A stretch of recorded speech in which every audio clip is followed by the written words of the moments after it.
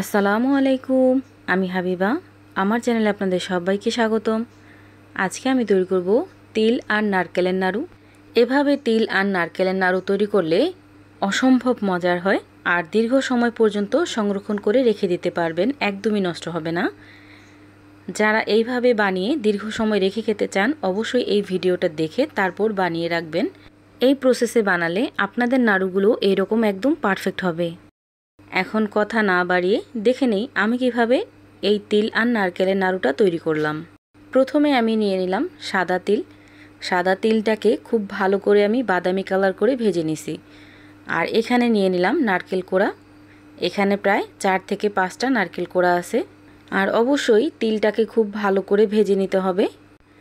আমি একটু কাছ থেকে দেখিয়ে দিতেছি কীরকম করে আমি সাদা তিলটাকে ভেজে নিছি। আপনারা ঠিক এইভাবে তিলটাকে ভেজে নেবেন। এখন আমি নাড়ুগুলো বানাতে চলে যাব। প্রথমে আমি এখানে 2 কাপ পরিমাণ চিনি নিয়ে নিলাম। দিয়ে দিব হাফ কাপের মতো পানি। এখন এই চিনি আর পানিটাকে ভালো করে জাল করা হয়ে গেলে এখানে দিয়ে দিব গোটা গরম মশলা। এই মশলাটা এখনই দিতে হবে, কারণ নাড়ুতে পরবর্তীতে নাড়ু বানানোর সময় উঠাতে সমস্যা হয়। আর চিনিটাকে আমি খুব ভালো করে জাল দিয়ে নিলাম। এই পর্যায়ে এসে আমি গোটা গরম মশলাগুলো উঠিয়ে নিব। গোটা গরম মশলাগুলো দেওয়ার কারণে চিনির শিরাতে খুব ভালো একটা ফ্লেভার আসবে, এজন্যই দেওয়া। এখন এই চিনির শিরাটাকে খুব ভালো করে জাল করে ক্যারামেল করে নিতে হবে। যতক্ষণ পর্যন্ত না ক্যারামেল হয় ততক্ষণ পর্যন্ত চুলার হিটটা মিডিয়ামে রেখে আমি জাল করে নেব।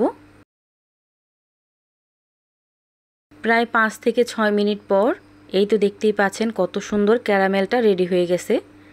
আর এই ক্যারামেলটা করে নেওয়ার কারণে আপনার তিল আর নারকেলের নাড়ুটা অনেক দিন পর্যন্ত সংরক্ষণ করতে পারবেন। এখন আমি আগে থেকে কোরানো নারকেলগুলো সব দিয়ে দিব।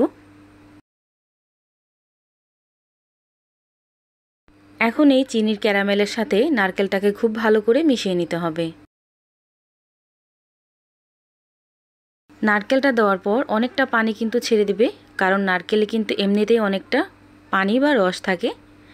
এখন কি করতে হবে, নারকেলের যে পানিটা থাকে এই পানিটা এখন জাল করে শুকিয়ে নিতে হবে। এই পর্যায়ে এসে আমি আরও 1 কাপ চিনি এখানে অ্যাড করব। এখন এই চিনিটাকেও খুব ভালো করে মিশিয়ে নিতে হবে।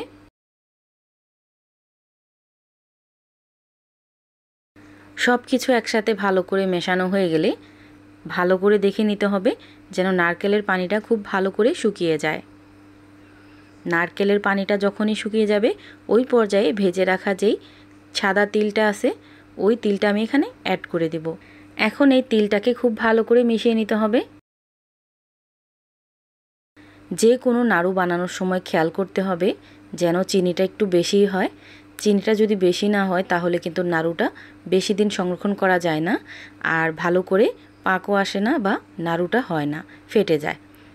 আপনারা চিনির পরিমাণটা একটু বাড়িয়ে বা চিনিটাকে খুব ভালো করে পাক আনিয়ে তারপর এই নাড়ুগুলো তৈরি করবেন, তাহলে আপনাদের নাড়ুগুলো একদম পারফেক্ট হবে। বানানোর সময় অবশ্যই এই জিনিসটা খেয়াল করে রাখবেন। এখনও যারা ভিডিওতে একটা লাইক দেন নাই প্লিজ একটা লাইক দিয়ে দিবেন, আর ফ্রেন্ড অ্যান্ড ফ্যামিলির সাথে এই ভিডিওটা শেয়ার করবেন। তিল দেওয়ার পর আমি প্রায় 10 মিনিটের মতো রান্না করে নিলাম। আর এই 10 মিনিট চুলার হিটটা লো হিটে রেখে কিন্তু আমি রান্না করে নিলাম। এই নাড়ুটা পাক দেওয়ার জন্য কিন্তু একদম রেডি। এই নাড়ু বানানোর জন্য একদম পারফেক্ট হয়েছে কি না একটু চেক করে দেখবেন। হাতটা ভিজিয়ে সামান্য একটু ডো নিয়ে দলা পাকিয়ে দেখবেন, যদি দলাটা হয় তাহলে ভাববেন আপনার ডোটা একদম পারফেক্ট হয়েছে। এখন এই নাড়ুর ডোটা আমি একটা প্লেটে বেড়ে নিছি। আর হালকা যখন গরম হয়েছে ওই পর্যায়ে নাড়ুগুলো বানিয়ে নিতে হবে। আমি এভাবে নাড়ুগুলো বানিয়ে নিতেছি ছোট ছোট করে, আপনারা চাইলে আরও বড় বড় করে বানিয়ে নিতে পারেন, কিন্তু সংরক্ষণ করার জন্য ছোট ছোট হলেই কিন্তু ভালো হয়।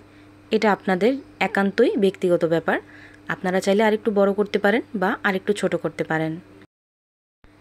এখন আমি আরেকভাবে বানিয়ে দেখাচ্ছি। এভাবে বানালে কিন্তু খুবই তাড়াতাড়ি হয়। 2 হাতের তালুতে নিয়ে জাস্ট একটু ঘোরালে কিন্তু সুন্দর একটা বল শেপ হয়ে যায়।